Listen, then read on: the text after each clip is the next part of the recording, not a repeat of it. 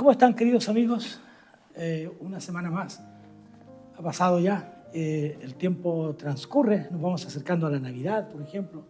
El tiempo va avanzando tan rápidamente que nos vamos encontrando con que poco a poco vamos llegando al final de este mes. Una semana más juntos, yo creo que es una bendición también. Sí, ha sido una bendición revisar todos estos temas que son tan interesantes. La Biblia da para años infinitos, ¿cierto?, de estudio, y nunca lograríamos saber ni un 1%, ¿cierto, pastor? Exacto. No podríamos descubrir todo lo que la Biblia tiene para nosotros. De hecho, podríamos estar con un texto bíblico una semana, un mes, y estaríamos dialogando en torno a ese texto con muchas preguntas y respuestas que tendríamos que estar dándonos y buscando el consejo de Dios a través de ese texto, de las Escrituras. Así es que hoy día queremos tocar con ustedes el tema de cómo Jesús enfrenta las necesidades que son básicas del ser humano.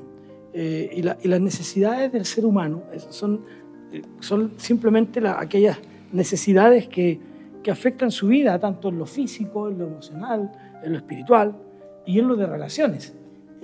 ¿Cómo definir mis necesidades? Yo creo que una gran problemática del ser humano es definir qué es mi necesidad.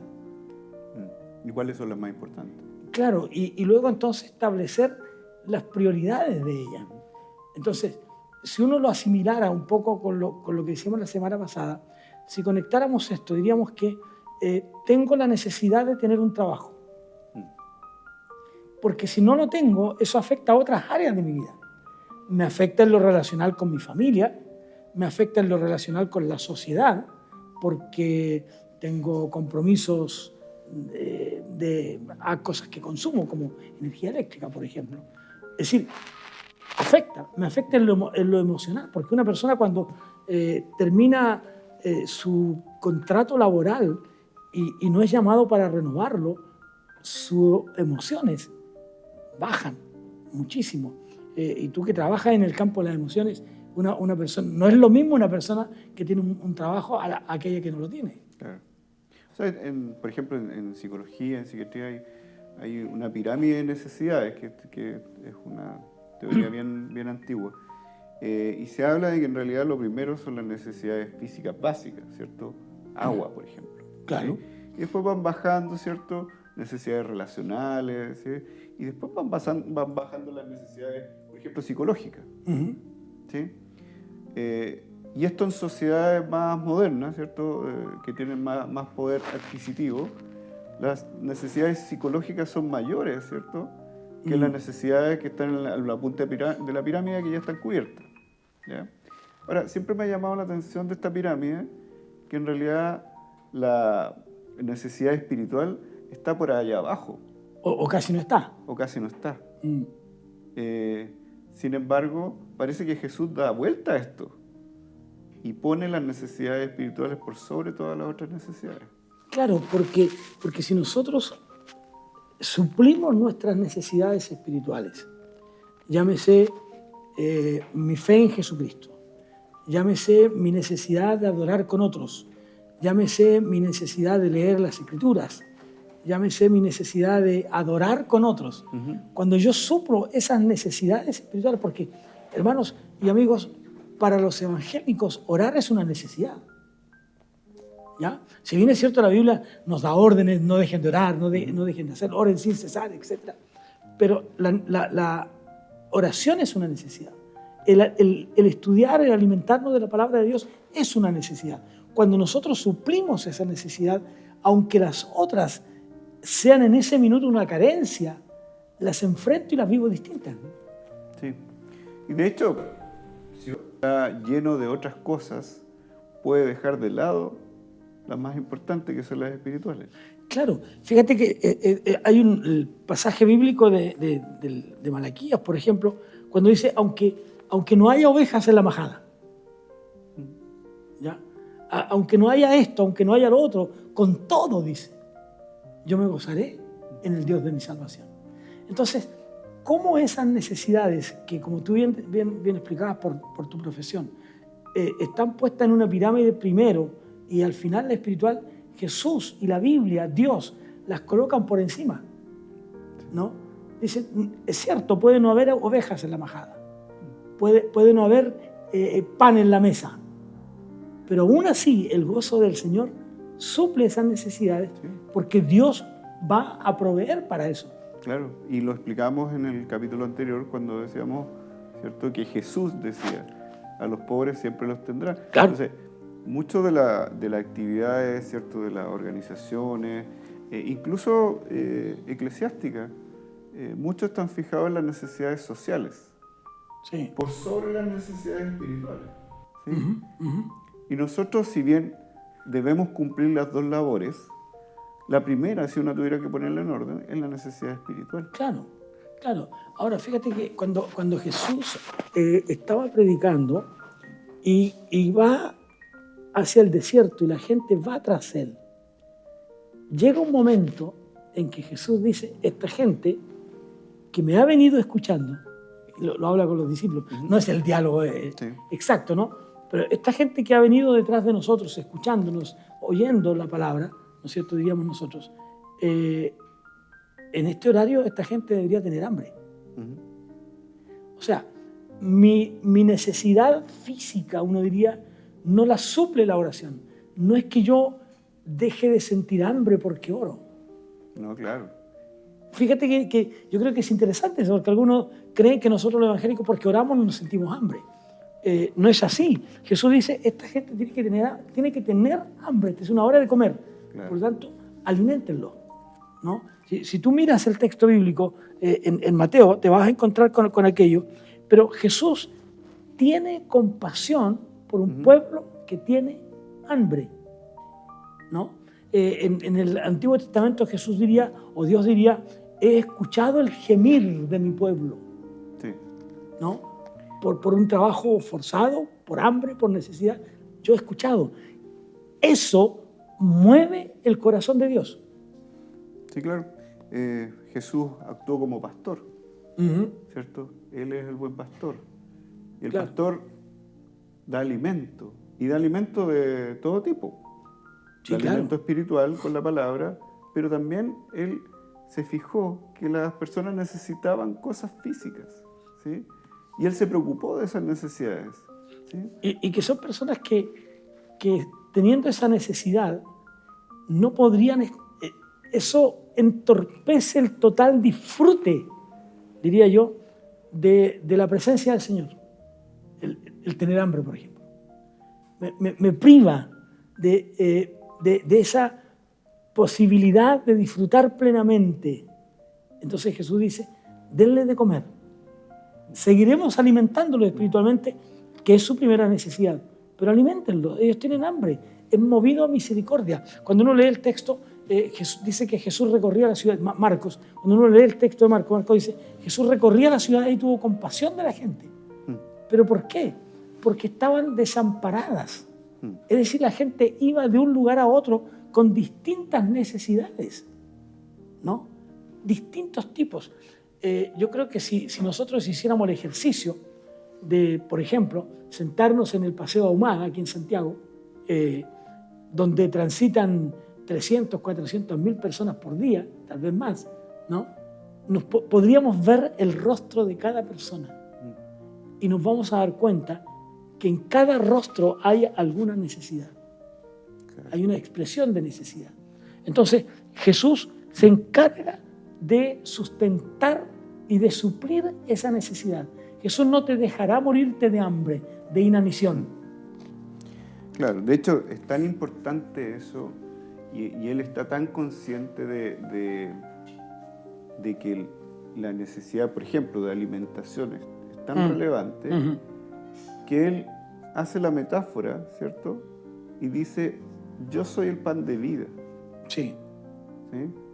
Porque las personas iban a entender perfectamente qué significaba el pan, que era el sustento diario, claro, que si no tengo pan, simplemente muero, ¿sí?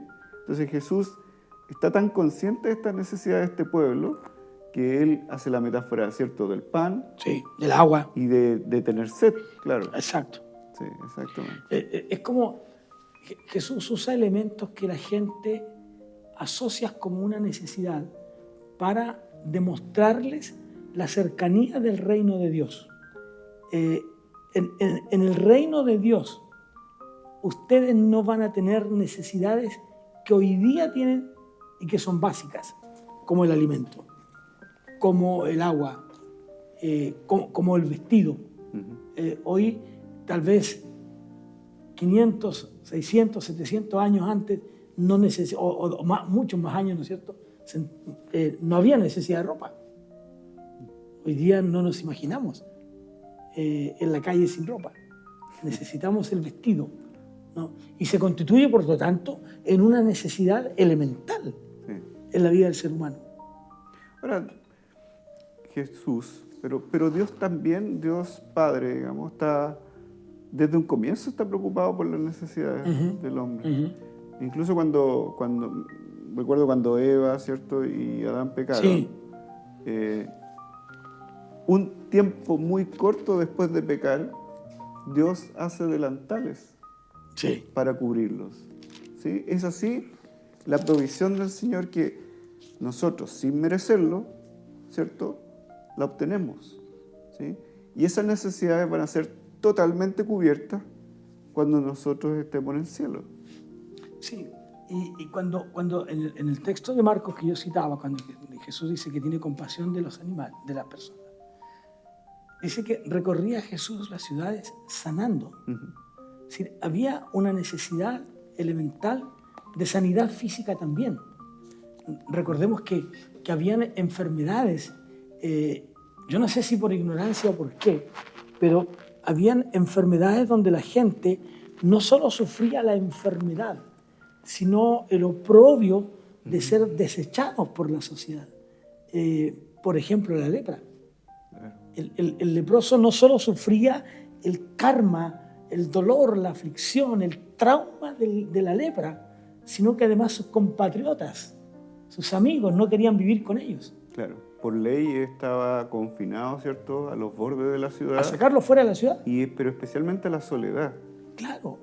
Entonces, esa era una necesidad terrible. Lo de la enfermedad era terrible, ¿sí? Sí. Porque la ley judía, no tenían, por ejemplo, la posibilidad de visitar el templo. Entonces, estaban condenados de una manera física, pero también relacional, y de alguna manera era una condena de tipo social, ¿sí? Completamente. Sí. Y cómo la gente le agrega una dificultad más a ese ser humano que ya está sufriendo, que ya siente un dolor sobre sí, que ya siente una carga muy grande como una enfermedad. Sin embargo, Jesús los atiende, ¿no? Incluso cuando habla de la relación prójimo con el otro, nos muestra, por ejemplo, la historia del samaritano, ¿no?, que es maltratado, que es asaltado, que es dejado tirado en la calle, diríamos el lenguaje de hoy día, casi muerto, pero su enemigo, para acortar la historia, pueden buscarla en la Biblia, pero para acortar la historia, su enemigo se detiene a atenderlo. Aquel que podría haberlo aprovechado de pisotear, pero se detiene frente a esa necesidad. Entonces Jesús dice, ¿quién es realmente mi prójimo? ¿Por quién debo realmente preocuparme? Y yo creo que ahí nosotros entramos en el tema, como cristianos, ¿de quién debemos preocuparnos? Debemos preocuparnos de ese que sufre, que sufre desprecio. Hoy día vemos en Chile la gran problemática de la migración, ¿no? Y cómo la gente culpa de muchas situaciones a la migración, cuando no necesariamente es. Puede ser que también ocurra en algunos casos, pero no es así en todos, no es así en todas las cosas. Sí. Bueno, la Biblia es enfática en proteger al extranjero. Sí. ¿Sí? Entonces, Jesús lo que está haciendo principalmente es revelar el corazón del hombre. ¿Sí? El corazón del hombre que en realidad está equivocado, que es pecaminoso y que no acoge a los que tienen necesidad. Sí. Dice la palabra que decía en Marcos 6:34, dice, y Jesús saliendo vio una gran multitud y tuvo compasión de ellos. Sí. ¿Sí? La compasión es lo transversal en Jesús también, es ver a las personas en necesidad y atenderlas y ocuparse de ellas, independiente de quién sea. ¿Ya? Pues, ¿se acuerda usted de la samaritana, que era imposible para ella estar al lado de un maestro judío? Sí. En un momento él va y se acerca, él sabiendo los pecados que habían cometido, pero él se acerca con compasión y la atiende. ¿Sí? Él dice la verdad. ¿Sí? Él no esconde la verdad, no tiene que esconder la verdad, pero es preocupado y la atiende a esta persona. Sí, pero Jesús no condena la acción de la persona, el por qué está en esa circunstancia. Dice, tú mereces ser también atendida, ¿no? Tú estás en una situación en que tienes que ser atendida. Nosotros vemos, por ejemplo, tú lo sabes también como yo en nuestra congregación, cómo los jóvenes semana tras semana van llevando a un montón de personas que están en una urgencia de hospital con sus hijos porque están enfermos de tantas cosas. ¿Y qué llevan? Llevan una palabra de confianza, llevan un sándwich, llevan un vaso de café, que en ese minuto tal vez esa persona ha pasado todo el día, tal vez todo el día sin comer porque estuvo preocupada por su hijo que está enfermo, que está afligido, y llegó a esa urgencia y se olvidó de comer.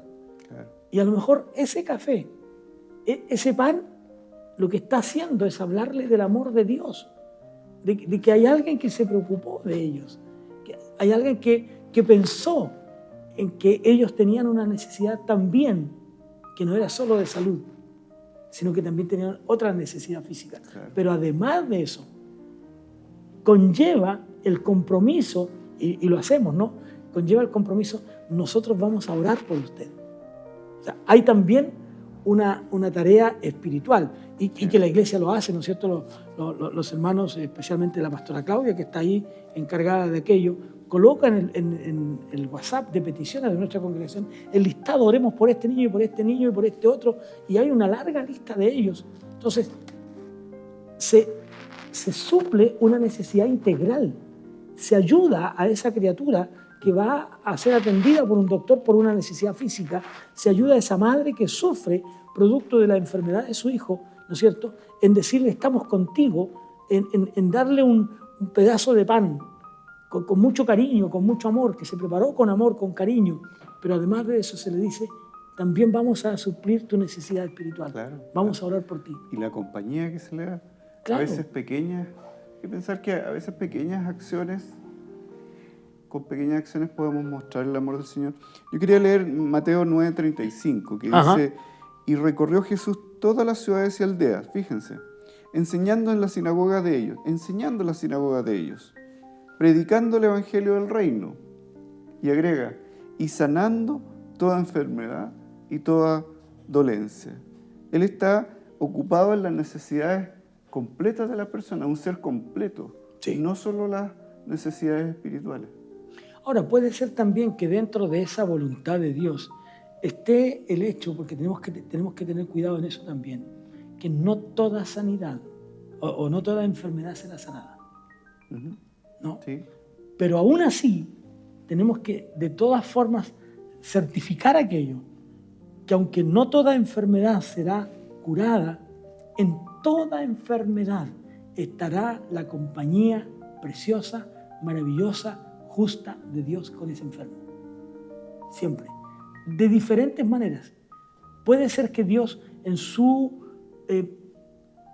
decisión, por así decirlo, no es la mejor palabra, pero en lo que Él ha determinado, esa persona no sea curada de su enfermedad. Pero esa persona tiene una necesidad que va a ayudarla a vivir y a enfrentar esa necesidad, que es su necesidad espiritual. Y esa enfermedad espiritual, sin duda, y ahí podemos decirlo, como decía un candidato, ¿no?, fuerte y claro, sin duda Dios va a acompañarle el resto de su vida. Dios sí, va claro, a acompañarle. Recordemos que la enfermedad a ver, para Dios las enfermedades no son azarosas. Claro. Sí, Él está en control de todo. Y la enfermedad también cumple un propósito dentro de las personas. ¿sí? Sí. Muchas personas deben conocer gente que ha estado enferma, por ejemplo, con una depresión, y que por medio de la depresión han conocido al Señor y han entregado su vida al Señor. Entonces, el plan de Dios nosotros no lo conocemos. Sabemos que en un cristiano el Señor está ahí obrando en su vida. Enfermedad. Quizá ni siquiera es para uno, sino para orar sobre otros que van a atender a este enfermo. ¿Sí? El plan de Dios a veces es complejo, no lo logramos entender muchas veces, pero sabemos que Él está actuando. Fíjate que estaba recordando, hay una, no sé cómo llamarlo, publicidad, propaganda en televisión, de una mujer que aparece en una silla de ruedas y empieza a decir cosas. Fernanda es una persona que necesita ayuda, que necesita esto, que necesita lo otro, y empieza a describir las necesidades de Fernanda en esta publicidad, y ha llamado mucho mi atención esta enfermedad, o sea, esta publicidad, porque uno vuelca su mirada en la señora en la silla de ruedas, y luego aparece ella y dice, Fernanda es mi hija. O sea, no solo yo necesito, Claro. mi hija necesita. Mi hija necesita colaboración, que es un programa de gobierno, ¿no es cierto?, para ayudar a los cuidadores de familia, y que necesitan el tiempo del descanso. Entonces, ¿cómo nosotros somos capaces entonces, nosotros como cristianos, de promover el hecho de que Dios puede acompañar, y cómo nosotros somos capaces de acompañar en el dolor, en la aflicción a esas personas, y cómo también el mismo Estado, no voy a hablar de gobierno porque los gobiernos cambian, pero el Estado de Chile, poder ayudar a esas personas que están pasando por esos momentos? No se le ayuda con una ley de eutanasia. No hay una ayuda, no es una ayuda, ¿no? Con eso. Pero Jesús, al ver esta necesidad, simplemente lo relaciona ahora. La sanidad revela ese carácter del reino de Dios. Y qué precioso es cuando la Biblia dice que cuando llegará un momento en que nosotros no sufriremos enfermedades. Isaías dice, Jehová cargó en él nuestras enfermedades. No, él llevó nuestras enfermedades. Pero hay una enfermedad que es más terrible y que tal vez, amigos, es probable que alguno de ustedes que nos esté viendo hoy día no se haya percatado, pero hay una enfermedad más terrible que cualquier otra que existe en nuestra sociedad, y esa se llama pecado. Y que es así, solo el perdón de Dios puede obrar. Sí. De hecho, en el Antiguo Testamento muchas veces cuando se traduce salvar, dice sanar. Sí. ¿Sí? ¿Se ha dado cuenta Sí, en esos pasajes? Exacto. Que dice sanar. Entonces, muchas veces está relacionado esto, y esto del pecado como enfermedad está bastante claro. ¿Sí? ¿Qué es el pecado? La separación de Dios, ¿cierto?, del hombre con Dios. ¿Sí? Y el único remedio, el único medicamento de alguna manera, la única solución a eso es Jesucristo. Claro. Y no hay otro. ¿Sí? Ustedes a lo mejor han buscado en otras cosas, ¿cierto? En santos, ¿cierto? En otras creencias, en otras religiones, ¿cierto? En sí mismos han buscado salvarse y en realidad no lo van a lograr. La única solución al pecado es Jesucristo, es creer en Él, el Hijo de Dios, ¿cierto? Y Él nos va a dar la sanidad en el sentido de la salvación. Sí, claro, de todas maneras, pero también hay que tener cuidado, Daniel, yo creo que tú concuerdas conmigo, en el sentido cuando la gente invierte los papeles en esta doctrina de la redención, en esta teología doctrinaria, cuando la gente dice Jesús vino a sanar, cuidado, digo yo, Jesús no vino a sanar. No significa que no lo hizo. Jesús vino a salvar, ¿no? Porque su objetivo es rescatar al hombre de la enfermedad mortal que lo tiene, que es el pecado. Por lo tanto, Jesús viene para salvar, restaurar al hombre en su relación con Dios y circunstancialmente también sanarlo, ¿no? Jesús vino a salvar lo que se había perdido. Claro, es como lo que encontramos cuando le traen a Jesús un paralítico. Es un muy buen ejemplo bíblico ese, ¿no es cierto? Traen al paralítico y lo bajan por el techo y lo colocan frente a Jesús. Y Jesús dice, toma tu lecho y anda. Y la gente dice, pero perdón, cuidado, tú no eres Dios. Porque la enfermedad estaba asociada al pecado. El hombre se enferma a causa de su pecado. Entonces dice, tú no eres Dios. Entonces Jesús dice, bueno, ¿qué hago? Le digo al paralítico, toma tu lecho y anda, y ustedes me juzgan. Le digo, tus pecados te son perdonados y me van a juzgar. ¿Qué es lo importante aquí? Es la persona. Es esa persona que tiene una necesidad.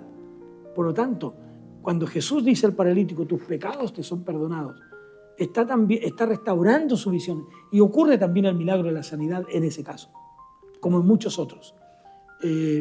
Pero también hay otros en que no. Y en la experiencia eclesiológica que nosotros tenemos de tantos años en la iglesia, hemos visto milagros del Señor. Sí, claro. Como otros tampoco no.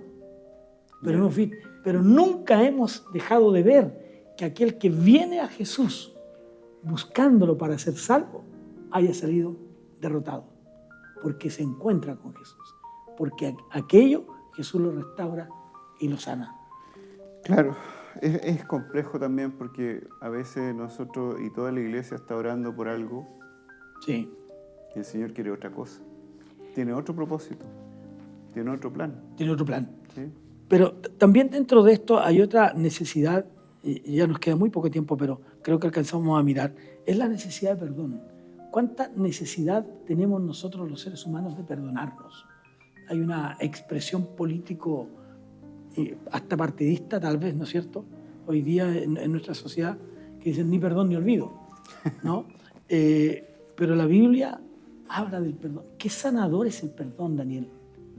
Qué restaurador es el perdón. ¿Cuánto bien me siento yo cuando soy capaz de perdonar a esa persona, aunque el ofendido haya sido yo?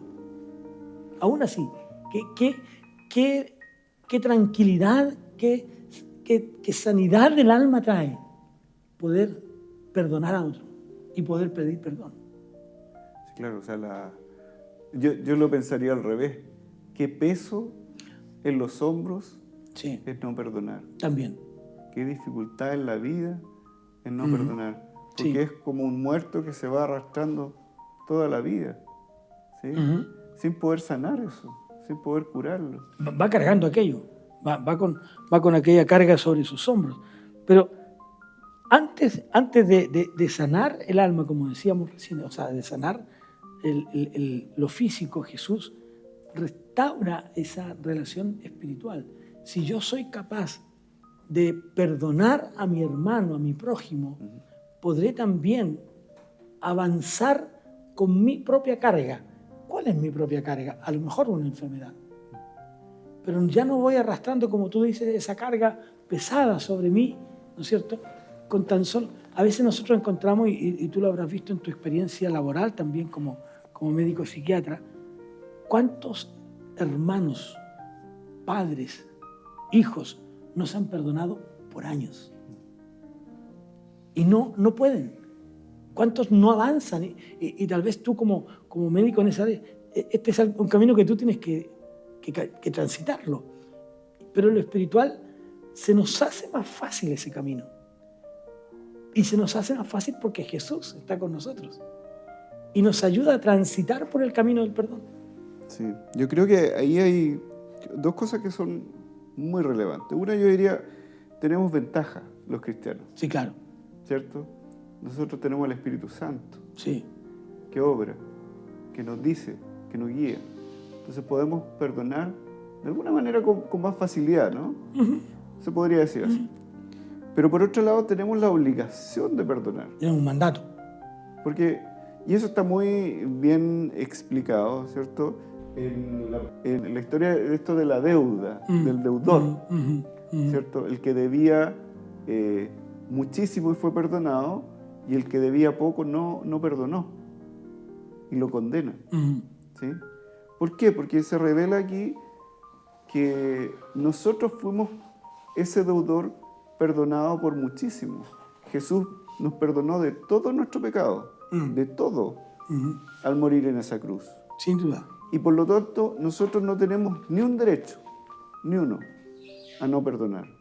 Y eso estamos hablando, mis hermanos, del perdón del corazón. ¿Ya? No es necesariamente que ustedes van a ir a pedir perdón a la o ir a pedir perdón a la persona o ser perdonado por la persona. Es el perdón del corazón. Muchos de ustedes a lo mejor no han perdonado, por ejemplo, a familiares que ya han fallecido. Claro. Eso, mis hermanos, ustedes, la Biblia dice que deben perdonar. No hay otro camino, porque esa es la forma que un cristiano fue enseñado por nuestro Señor, que perdonó todo lo que tenían en su contra. Sí, y en la medida que nosotros perdonamos a los hombres, dice el texto, también seremos nosotros perdonados. No podemos pretender que Dios nos perdone a nosotros si nosotros no somos capaces. Incluso cuando uno mira a Juan, por ejemplo, en 1 Juan, asocia el amor a Dios con el perdón al otro. ¿Cómo puedes decirme a mí que amas a tu hermano o que amas a Dios, que no lo ves, si no eres capaz de amar a tu hermano? Y el amor implica perdonar. Así es. No es posible amar sin perdonar, porque en lo humano tú y yo podemos ofendernos muchas veces. Pero si yo amo a mi hermano, eso conlleva también la actitud de perdón. Entonces, Jesús estaba preocupado por las necesidades de las personas, absolutamente, por todas y cada una de ellas. Jesús está preocupado por tu necesidad material, sí. Jesús está preocupado por tu necesidad laboral, sí. Jesús está preocupado por tu enfermedad, también. Pero principalmente, Jesús está preocupado por tu necesidad espiritual, porque esa te ayudará a enfrentar las demás. En lo personal, amigos, muchas gracias por escucharnos esta semana. Que Dios les bendiga. Ha sido un grato placer encontrarnos una vez más con ustedes y los esperamos la próxima semana en un nuevo tiempo de estar en la presencia del Señor. Gracias, Pastor Daniel. Un gozo haber estado una vez más juntos para compartir, dialogar, pensar, reflexionar en torno a temas tan importantes como estos. Muchas gracias, Pastor. Que el Señor les bendiga. Que Dios les bendiga.